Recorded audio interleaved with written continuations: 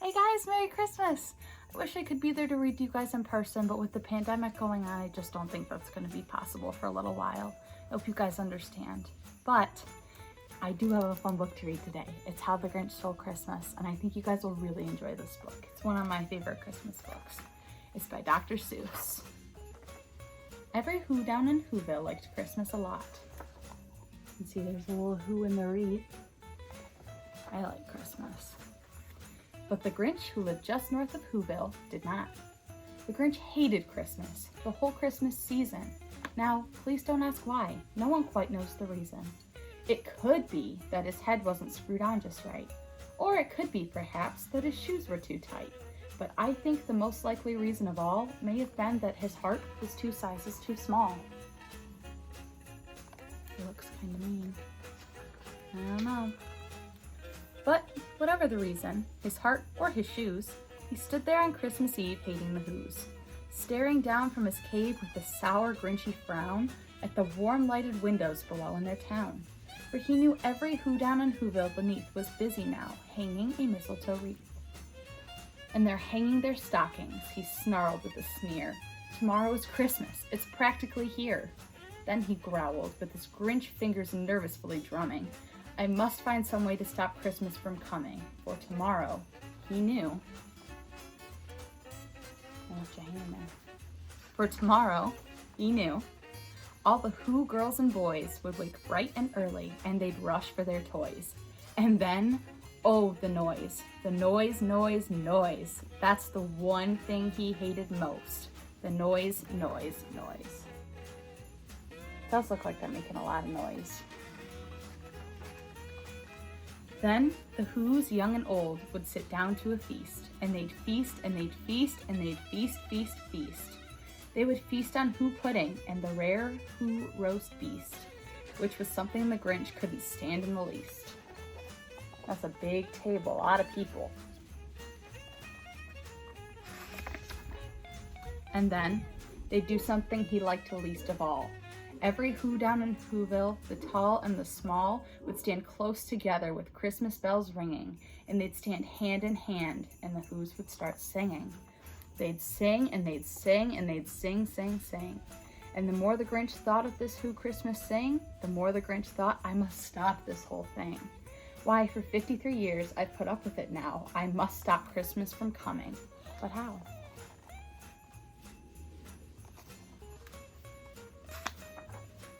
And then he got an awful idea. An awful idea. The Grinch got a wonderful, awful idea.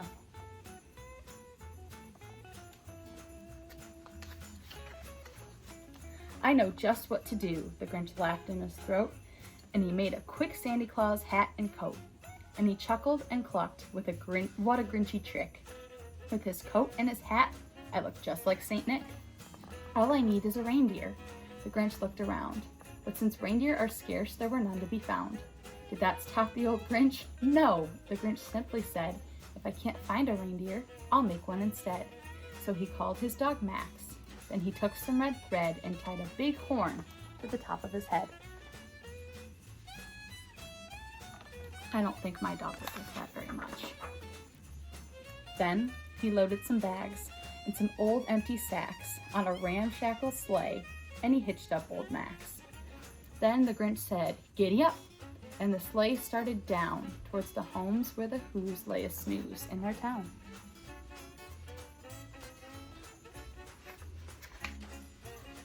All their windows were dark, quiet snow filled the air.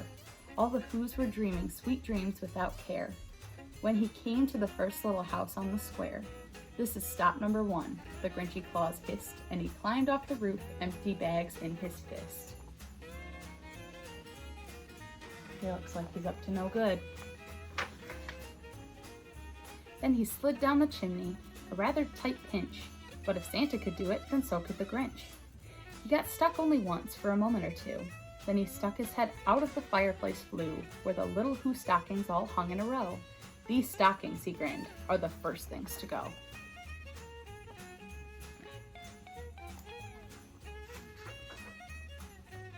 Then he slithered and sunk with a smile most unpleasant. Around the whole room he took every present. Pop guns and bicycles, roller skates, drums, checkerboards, tricycles, popcorn and plums, and he stuffed them in bags. Then the Grinch very nimbly stuffed all the bags one by one up the chimbley. Oh my gosh. Not like that. I like opening presents on Christmas. Then he slunk to the icebox. He took the Who's Feast. He took the Who Pudding. He took the Roast Beast. He cleaned out that icebox as quick as a flash. Why, the Grinch even took the last can of Who Hash.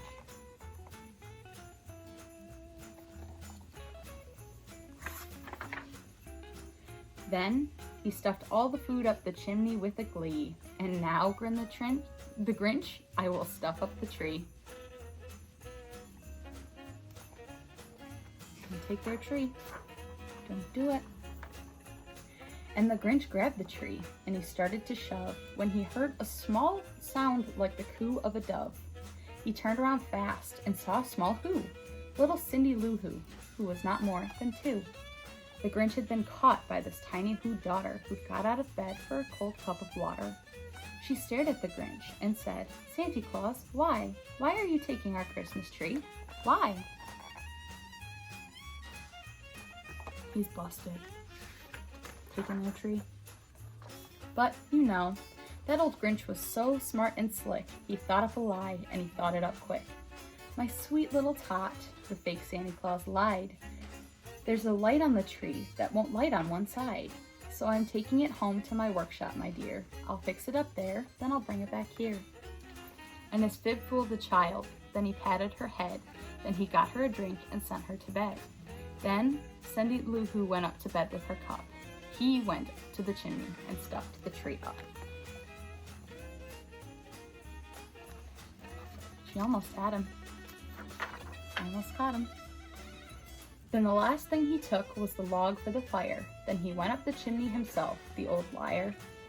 On their walls he left nothing but hooks and some wire. And one speck of food that he left in the house was a crumb that was even too small for a mouse.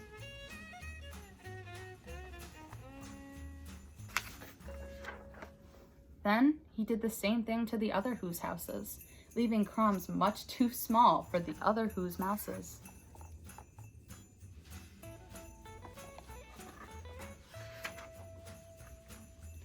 It was 1/4 dawn, all the Who's still abed, all the Who's still a-snooze, when he packed up his sled. Packed it up with their presents, the ribbons, the wrappings, the tags, the tinsel, the trimmings, and the trappings. He took everything. 3,000 feet up, on the side of Mount Crumpet, he rode with his load to the tip-top to dump it. Pooh-pooh to the Who's, he was grinchiously humming. They're finding out now what no Christmas is coming. They're just waking up. I know just what they'll do. Their mouths will hang open a minute or two. Then the Who's down in Whoville will all cry, boo-hoo.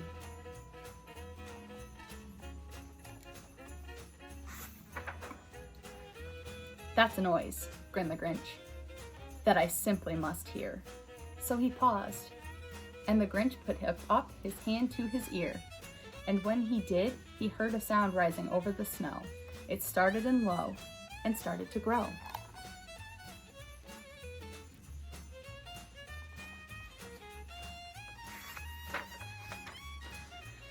But the sound wasn't sad. Why, the sound sounded merry. It couldn't be so, but it was merry, very.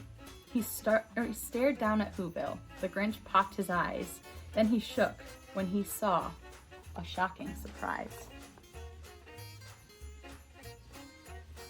Oh no, I think they ruined his plans. Every Who down in Whoville, the tall and the small, was singing without any presents at all. He hadn't stopped Christmas from coming. It came. Somehow or other, it came just the same. Look at all of them singing together.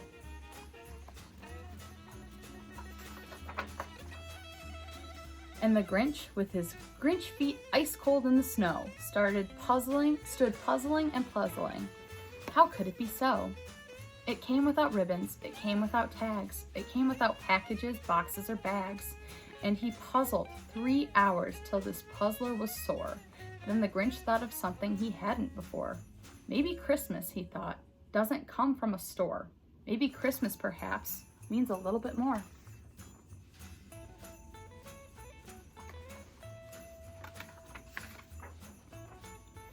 And what happened then? Well, in Whoville they say, the Grinch's small heart grew 3 sizes that day. And the minute his heart didn't feel so tight, quite so tight, he whizzed with his load through the bright morning light, and he brought back the toys and the food for the feast. And he... skip the page. And he himself, the Grinch, carved the roast beast. All right, well, that is the end of our book. I hope you guys really enjoyed it, and I hope you all have a Merry Christmas. I hope to see you soon. Bye.